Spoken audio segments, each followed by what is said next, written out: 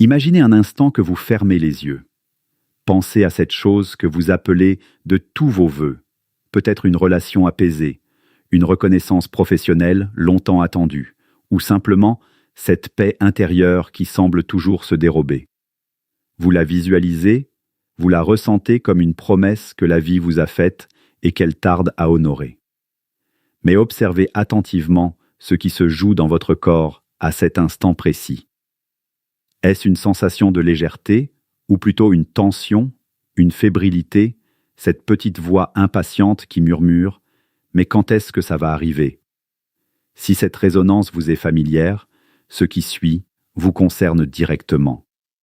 Nous allons explorer ensemble un paradoxe aussi déstabilisant qu'extraordinaire. Tout ce que vous désirez profondément finit par arriver au moment précis où vous cessez de courir après. Une partie de vous pourrait immédiatement protester. Si je n'agis pas, si je ne force pas les choses, comment pourrait-elle se réaliser? Cette réaction est parfaitement humaine. Nous baignons dans une culture qui sacralise l'effort, la lutte et le sacrifice, nous intimant l'ordre de prouver constamment notre valeur.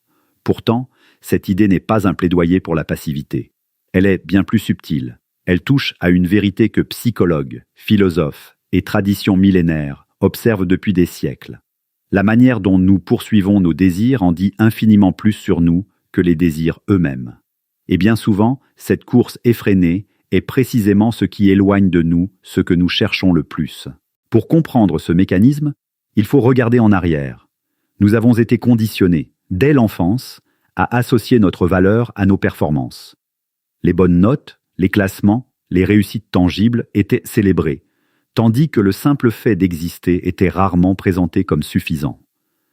Cette injonction à prouver s'est gravée en nous, transformant le repos et la lenteur en danger, en signe de faiblesse ou de temps perdu. Beaucoup d'entre nous ne courent pas vers un bonheur radieux, mais fuient une angoisse sourde, la peur que, si nous nous arrêtons, nous cesserons d'être dignes d'amour ou d'attention. Il existe deux formes de mouvement dans la vie. La première jaillit de l'abondance, de la curiosité et de l'élan vital. La seconde naît du manque, de la peur et de la conviction qu'il faut s'agiter pour ne pas disparaître. C'est cette seconde forme qui épuise l'âme. Un désir teinté d'anxiété révèle presque toujours une blessure sous-jacente, la croyance intime de ne pas être assez. Nous cherchons alors à l'extérieur ce qui nous manque à l'intérieur, utilisant une relation, un succès ou une validation comme un pansement. Le piège, c'est que même lorsque nous obtenons ce que nous voulions, la guérison n'opère pas. L'anxiété, tel un nomade, se contente de déménager vers le prochain objectif. C'est le cycle sans fin de l'adaptation hédonique. Pensez à la métaphore du papillon. Si vous essayez de l'attraper en courant et en agitant les bras, il s'envolera toujours. En revanche, si vous vous asseyez tranquillement dans l'herbe, les mains ouvertes et le souffle calme, il finira parfois par venir se poser sur vous. Ce n'est pas de la magie, c'est une loi comportementale. Le mouvement brusque génère la méfiance, tandis que l'immobilité bienveillante crée la sécurité. Les choses les plus précieuses, l'amour authentique, la paix, la créativité, fonctionnent exactement ainsi. Elles ne répondent pas à la poursuite, mais à la présence. La nuance cruciale réside dans la différence entre désirer et s'accrocher. Le désir est une force vitale, magnifique et énergique. Il devient toxique uniquement lorsque nous conditionnons notre bonheur à sa réalisation, lorsque nous nous disons « je ne pourrai pas être bien tant que je n'aurai pas obtenu cela ». C'est là que naît la souffrance, car nous tentons de contrôler l'incontrôlable, les décisions des autres, le hasard des circonstances, le futur. La seule chose qui nous appartient réellement, c'est la qualité de notre présence ici et maintenant. Lorsque nous sommes en mode poursuite, nous vivons dans un futur hypothétique, laissant notre vie réelle se dérouler sans nous.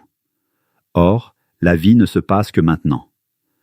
Apprendre à tenir ses rêves d'une main légère, comme on tiendrait un oiseau dans ses paumes ouvertes, sans l'étouffer par la crispation, ni le laisser s'envoler par l'indifférence, est la clé d'une relation saine avec ses ambitions. C'est ce qu'on appelle la présence incarnée. Cette agitation constante fausse également notre perception. Sous l'emprise de l'anxiété, nous développons un biais de confirmation négatif. Un message tardif devient un rejet, un silence devient de l'indifférence. En réagissant à ces interprétations déformées, Nous finissons par créer exactement la réalité que nous redoutions, enfermant nos relations et nos projets dans une prophétie autoréalisatrice. La sortie de ce labyrinthe passe par une découverte contre-intuitive de la psychologie contemporaine, l'autocompassion. Contrairement à la croyance populaire, se traiter avec la même bienveillance qu'on accorderait à un ami cher ne rend pas laxiste. Les recherches montrent que l'autocompassion est un carburant bien plus puissant que la honte ou l'autocritique. La sévérité paralyse, tandis que la douceur intérieure sécurise et libère une énergie d'action bien plus efficace. Les personnes qui cultivent cette bienveillance courent moins après les validations externes, car elles ont déjà établi, en elles-mêmes, le sentiment de leur propre valeur. Cela nous amène à une question essentielle. Qu'espérez-vous vraiment ressentir une fois votre désir comblé ? Sécurité, amour, liberté ? Souvent, l'objet du désir n'est qu'un prétexte. La vraie question est de savoir si vous pouvez accéder à cet état intérieur dès maintenant, indépendamment des circonstances extérieures. Lorsqu'une personne cesse de chercher à être vue par les autres pour commencer à se voir et à se reconnaître elle-même, son énergie change. Elle rayonne d'une confiance différente et paradoxalement, c'est souvent à ce moment précis que la reconnaissance extérieure finit par affluer. C'est l'essence même du Wu Wei, ce principe taoïste de l'action sans effort. Il ne s'agit pas de paresse, mais de l'art d'agir en harmonie avec le courant de la vie plutôt que de nager à contre-courant. C'est prendre des décisions depuis le calme plutôt que depuis la panique. C'est faire le travail nécessaire avec excellence, tout en lâchant prise sur le résultat.